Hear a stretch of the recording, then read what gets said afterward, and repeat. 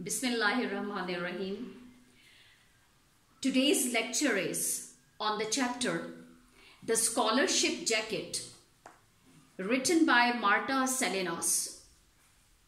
This is actually a story told by Marta Salinas which gives us a lesson that our hard work always bears fruit at the end.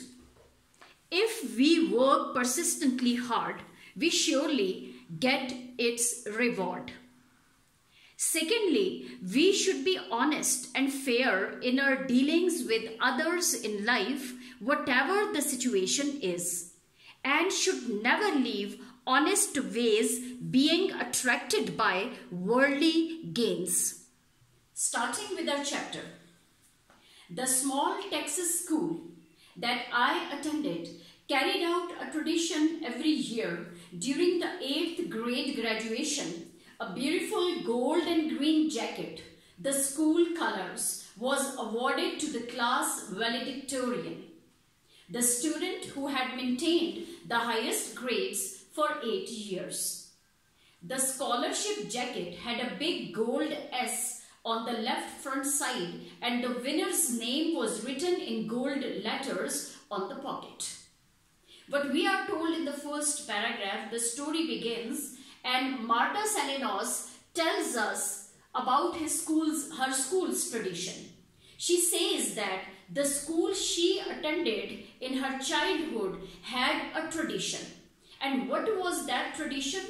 That the school will give an award to the student who will maintain highest grade throughout the 8 years of her or his education at that particular school. Starting from the very first grade till 8th grade, if the student had maintained throughout the highest grades, he or she will be awarded with the scholarship jacket by the school's administration. It was the biggest reward and honor for the student who had maintained the highest A+ grade throughout his 8 years education in that particular school. Now, what was this scholarship jacket? It was a beautiful gold and green jacket, the school colors. It was awarded to that student. The scholarship jacket had a big gold S on the front side, on the left front side, and winner's name was written in gold letters on the pocket of that jacket. This was the award given by the school administration to the student who had maintained the highest grade throughout his or her 8 years education. My oldest sister Rosie had won the jacket. Marta Salinas says that her older sister had already won this jacket few years back, and I fully expected to win also. She is the brilliant student of the school, so she expected that scholarship jacket as her own reward at the end. I was 14 and in the 8th grade. Now this was her last year. She was 14 years old and she was now in 8th grade. This was the last year at that school. I had been a straight A student since the first grade, and the last year I had looked forward to owning that jacket. She says that I expected to own that jacket.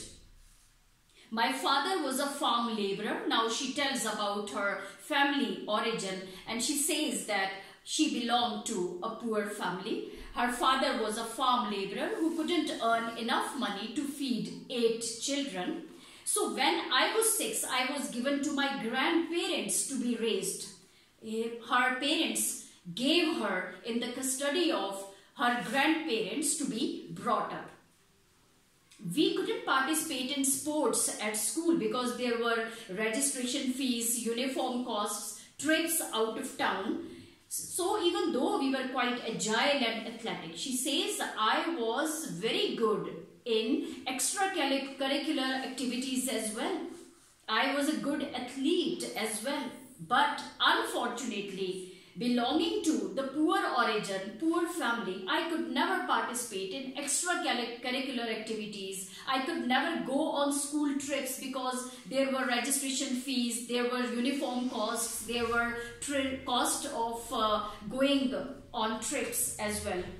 So even though she says that we were very active, agile, very active, and we were good at athletics even, there would never be a sport school jacket for us. So that reward we could not deserve because we were poor and could not participate in that. But this one, the scholarship jacket, was our only chance. So we put all our efforts in our study in order to get this reward, that is the scholarship jacket. Now she says that in May, close to graduation, spring fever struck. It was actually a sports week at school, and no one paid any attention in class. Instead, we stared out the windows and at each other, although they did not participate in, definitely they could not participate in extracurricular activities while other students were busy in sports. She says that we spent all the time sitting in the classroom staring out of the window and at each other, wanting to speed up the last few weeks of school. We wanted these few weeks of school to pass quickly. I one day absent-mindedly wandered from my history class to the gym. Another hour of sweating in basketball and displaying my toothpick legs was coming up. I wanted to go and play basketball in order to kill time. Then I remembered my physical exercise shorts were still in a bag under my desk where I had forgotten them.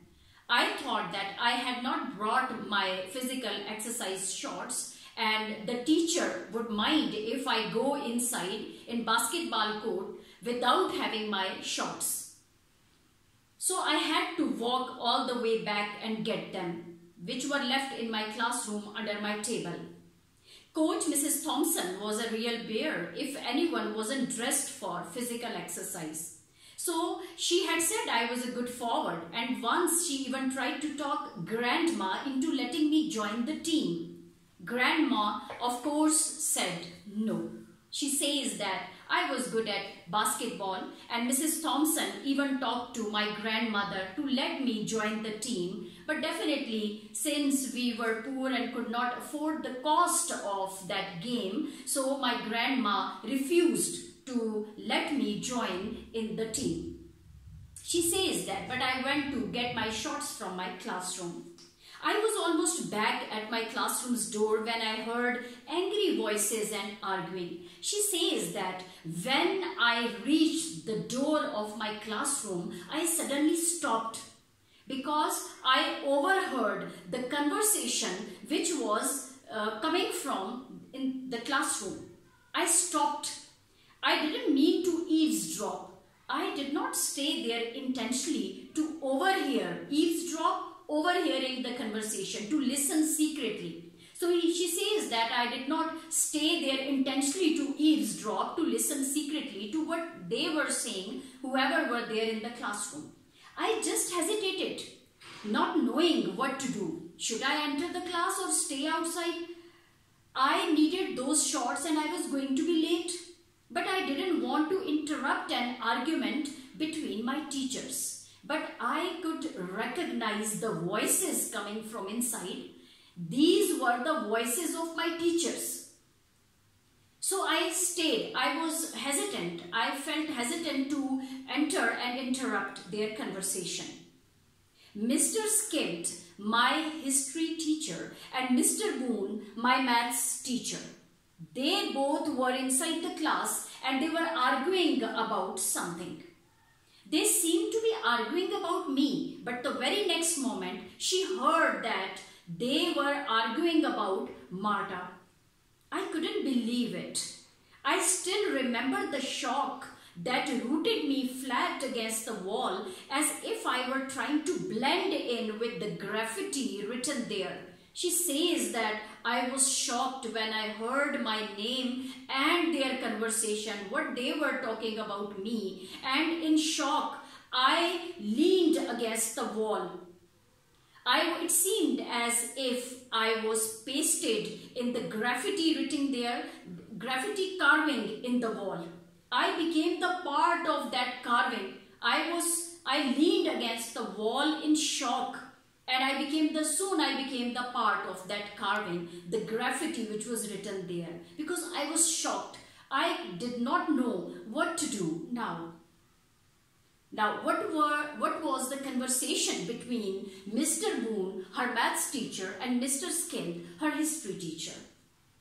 I refuse to do it. I don't care who her father is. Her grades don't even begin to compare to Marta's. I won't lie or falsify records. Marta has a straight A+ average, and you know it. That was Mr. Skimmett, and he sounded very angry. Now Mr. Skimmett was heard favoring Marta. Definitely Marta deserved that scholarship jacket, and Mr. Skimmett was saying that I know her father, although her father is a poor man. She belongs to poor origin, poor family. Still, it is not her fault. She has A+ average throughout her 8th grade graduation. So he refuses to falsify record. It means that the other teacher, Mr. Boone, was compelling Mr. Skimmett to change Marta's record, academic record, and falsify it, which he refused to do. Mr. Boone's voice sounded calm and quiet. Look, now Mr. Boone says, look, John's father is not only on the board, he owns the only store in town. We could say it was a close tie. And now, what Mr. Boone was saying, Mr. Boone was in favor of the other student whose name was John. And he himself says that John's father is in the board committee. Secondly, he was a rich man. He owns the only store in the town. It means that Mr. Boone was in favor of the student who was financially good, who has the strong financial background. And he was attracted by his financial status, her financial status and financial position. That's why he is favoring John that we should falsify records and give the scholarship jacket to John, who is financially good. The pounding in my ears drowned out the rest of the words. She says that I could hear only this thing between Mr. Skimmett and Mr. Boone. What else they said, I could not hear because I was shocked. And there were pounding in my ears. It filtered out the rest of the words. And they're filtered through. Marta is Mexican. She could only hear the dispersed words like Marta is Mexican, resign, won't do it. It means that Mr. Skimmett said that I would rather resign than falsify Marta's record. Mr. Skimmett came rushing out. Then when Marta was staying there, closely attached, leans against the wall, that she saw that Mr. Skimmett came rushing out, came out quickly, and luckily for me, went down the opposite way towards the auditorium. He went on the opposite side, and luckily he did not see me. Shaking, I waited a few more minutes. I was trembling now. I waited for a few minutes and then went in and grabbed my bag and fled from the room. Mr. Boone looked up when I came in, but he didn't say anything. To this day, I don't remember if I got in trouble in physical exercise for being late or how I made it through the rest of the afternoon. I didn't know how did I manage to reach my physical exercise court. How did I reach there? I didn't care if I was late or not. And how did I spend the rest of my day? I don't remember anything. I went home very sad and cried into my pillow that night so grandmother won't hear me. It seemed a cruel coincidence that I had overheard that conversation. She said that I went to my home that night. I cried hiding my face in the pillow so that my grandmother could not know what happened to me. And she says that it seemed a cruel coincidence. It was a cruel chance that I secretly heard that conversation. I wished I should not have heard that conversation that day. After this incident, the next day when Marta went to school, what happened? The next day when the principal called me into his office, I knew what it would be about because she had already heard the conversation between his teachers. And the next day, principal called her in his office. She knew what he would say. He looked uncomfortable and unhappy. The principal was not happy. He was little uncomfortable. Now here, when one goes to do something wrong, when one goes to do something unfair, or he is going to do dishonesty, definitely he is not comfortable. He is not happy at heart. I decided I wasn't going to make it any easier for him. So I looked him straight in the eye. But Marta was right. She was the deserving student. She said that I will make this principal more uncomfortable by looking straight into his eyes. He looked away and fidgeted with the papers on his desk. But he could not meet eyes with Marta because he was going to do something wrong with her. So he looked on the other side and he started fidgeting with the paper. He was uncomfortable and he searched papers here and there. Marta, he said, there has been change in policy this year regarding the scholarship jacket. As you know, it has always been free. He cleared his throat and continued, this year the board decided to charge $15, which still won't cover the complete cost of the jacket. Now he starts saying to Marta that this year there is a change in school policy as board has directed the school to change their policy. And what was the change in the policy? That the student who deserves the scholarship jacket, this year that particular student has to pay $15 for the jacket.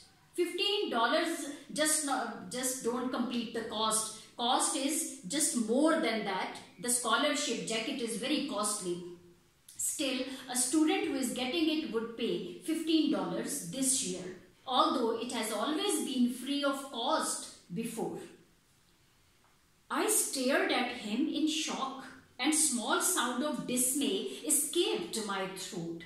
I stared at him. I looked at him carefully, but in shock, and there was disappointment. I hadn't expected this. He still avoided looking in my eyes. He did not say it. He avoided those looks. So if you are unable to pay the $15 for the jacket, it will be given to the next one in line. So then he finally tells Marta that you are going to get this jacket, this scholarship award. But if you are not able to pay $15 for the jacket, it will be given to the next one in the waiting list. Standing with all the dignity I could muster, I said, I could collect my courage. I stood there with all my courage and I said, I'll speak to my grandfather about it, sir, and let you know tomorrow. I admit it. I said that let me talk to my grandfather first and then I'll let you know tomorrow whether I'm going to pay $15 for the jacket or not. I cried on the walk home from the bus stop. As soon as my bus dropped me, I walked throughout till my home and I wept bitterly. The dirt road was a quarter of a mile from the highway, so by the time I got home, my eyes were red and puffy. It was still a long walk. So when I went home, the road was dusty. My eyes were swollen and they were red and puffy. They were swollen and red with that dirt and tears.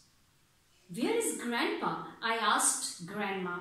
looking down at the floor so she won't ask me why I had been crying. I was stealing my eyes, my looks, so that grandmother could not notice them puffy and red with tears.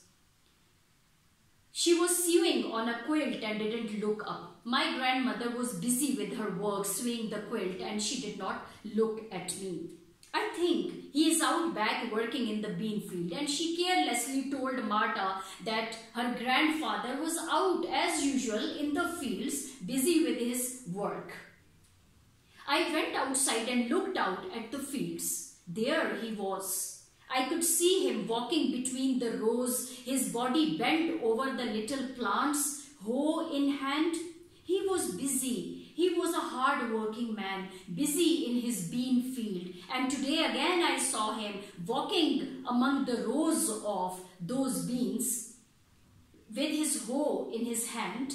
I walked slowly out to him, trying to think how I could best ask him for the money. Throughout the way, I was planning how best I could ask for money so that he agrees to give money to me. There was a cool breeze blowing and a sweet smell of mesquite in the air. Mesquite is a plant, a fragrant plant in the air, but I didn't appreciate it. I could not notice the cool breeze blowing and the fragrance of the mesquite. I kicked at a dirt clod. I wanted that jacket so much. I was desperate to get that scholarship jacket, which was my reward, my award, which I expected throughout my 8 years of education. It was more than just being a valedictorian, a school prefect, and giving a little thank you speech for the jacket on graduation night. She says that I don't need anything else. I don't need to deliver long speeches and effective speeches for the students, etc. I just needed my reward, that is the scholarship jacket. It represented 8 years of hard work and expectation, because this scholarship jacket was my expectation, my only hope. I knew I had to be honest with Grandpa. It was my only chance. He saw me and looked up. Suddenly, my grandfather noticed me and looked at me. Grandfather did not speak anything. He waited for me to speak. I cleared my throat nervously and clasped my hands behind my back so he won't see them shaking. My hands were shaking, so I held them back. I hid my hands at my back. Grandpa, I have a big favor to ask you, I said in Spanish, the only language he knew. He still waited silently. I tried again. Grandpa, this year the principal said the scholarship jacket is not going to be free. It's going to cost $15 and I have to take the money in tomorrow, otherwise it will be given to someone else. The last words came out in an eager rush, that it would be given to someone else, because I didn't want anyone else to take that jacket, to take the reward which I deserved. Grandpa straightened up tiredly and leaned his chin on the hoe handle. Now he stood straight, with resting his chin on the hoe handle. He looked out over the field that was filled with the tiny green bean plants. He was still looking at his field. He was concerned with his own hard work and honest work which he was busy in. He looked out over the field that was filled with the tiny green bean plants. I waited desperately, hoping he would say I could have the money. I wanted his response immediately. He turned to me and asked quietly, "What does a scholarship jacket mean?" Then he puts a question to me. He says, "First of all, tell me, what is the scholarship jacket? What does it mean?" I answered quickly, "Maybe there was a chance.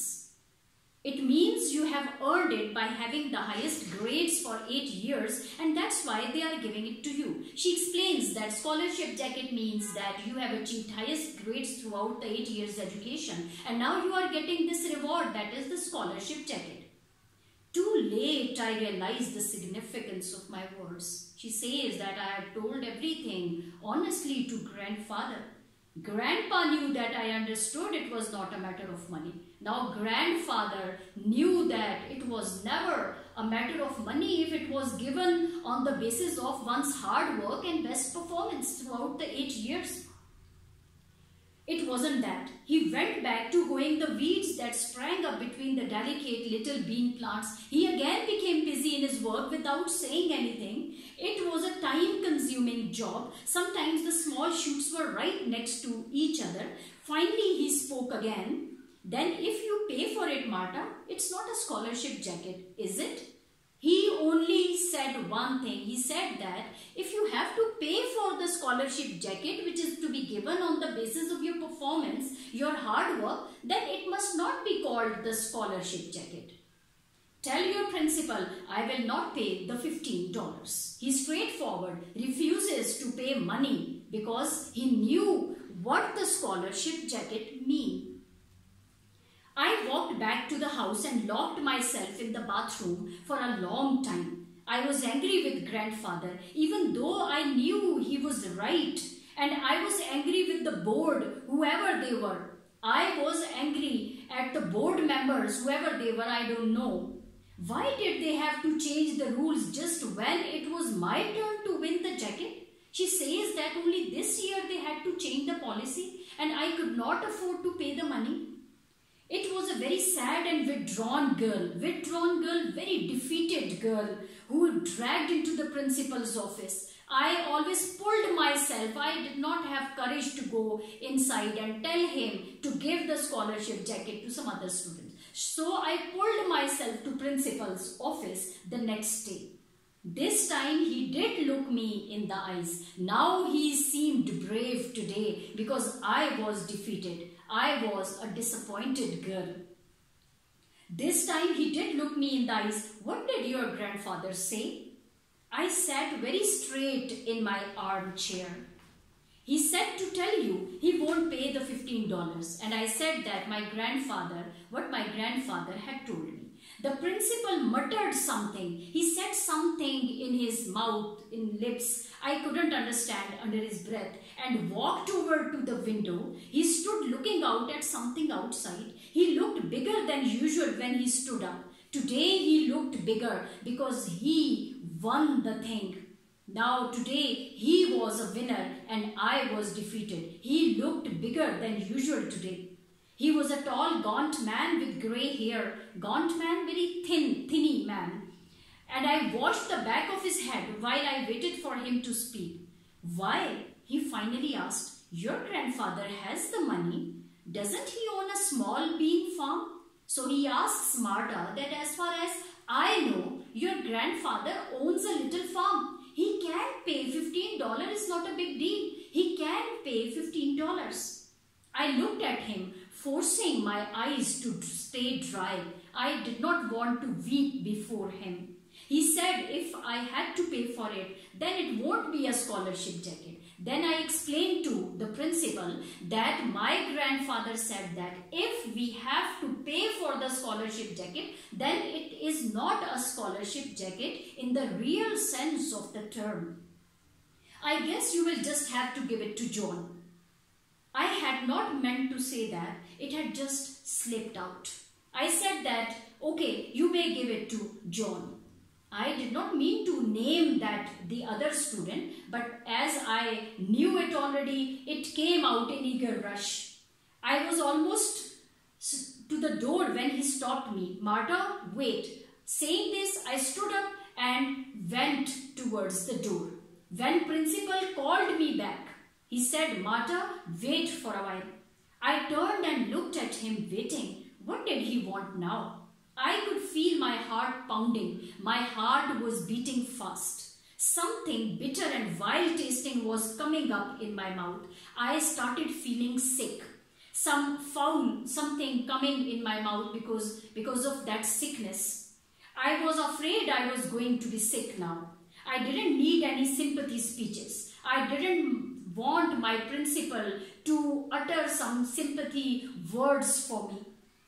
He sighed loudly and went back to his big desk. He heaved a loud sigh.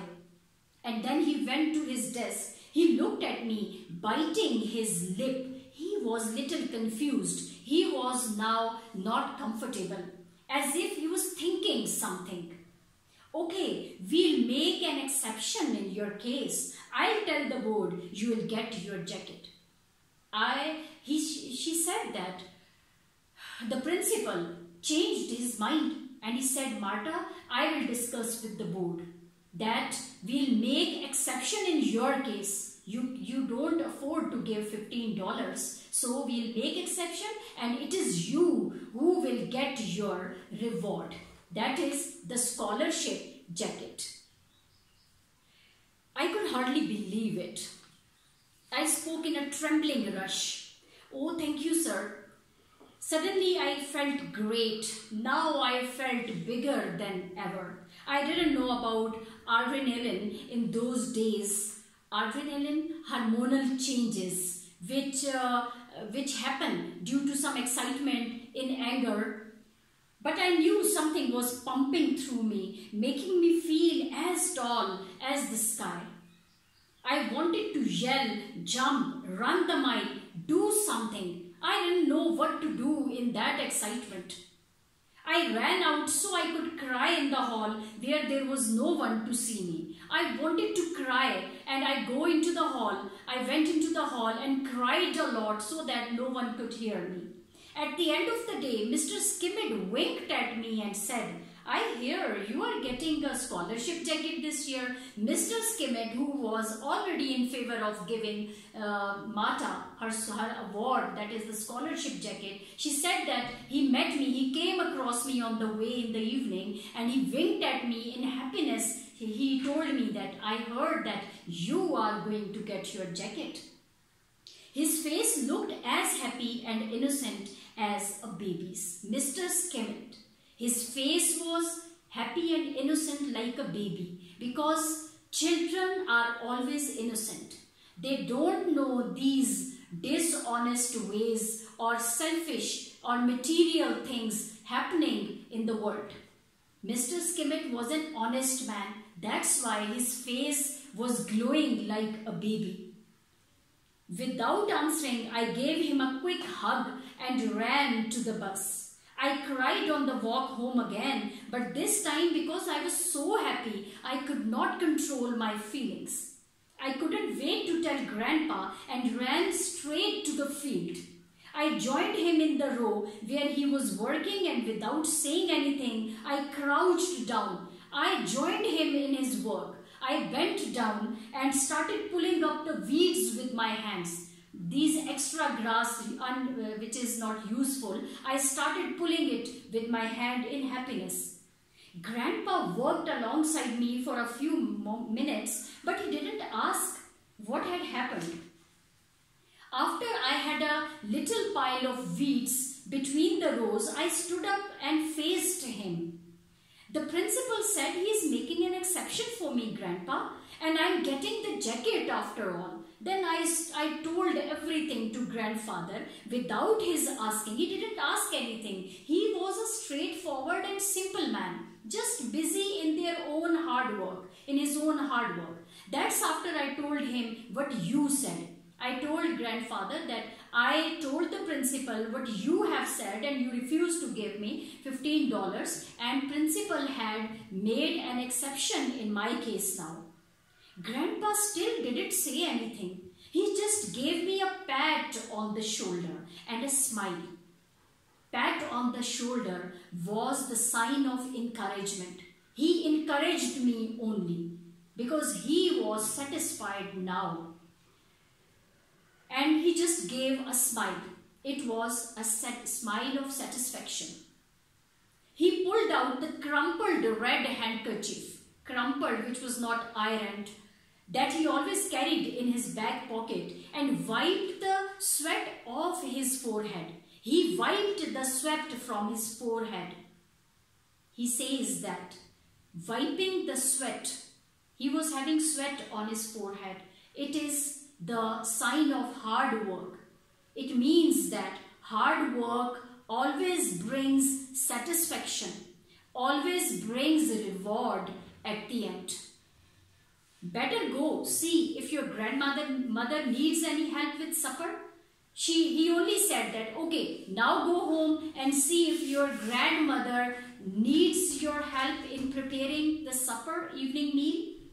I gave him a big grin, a broad smile. I skipped, I jumped and ran back to the house whistling some silly tune. I didn't know what to do because I was so happy. I went back home and throughout my way home, I was whistling some silly tune. This is all about the chapter, The Scholarship Jacket, which teaches us an important lesson that our hard work, our honest dealings with others always bring rewards at the end.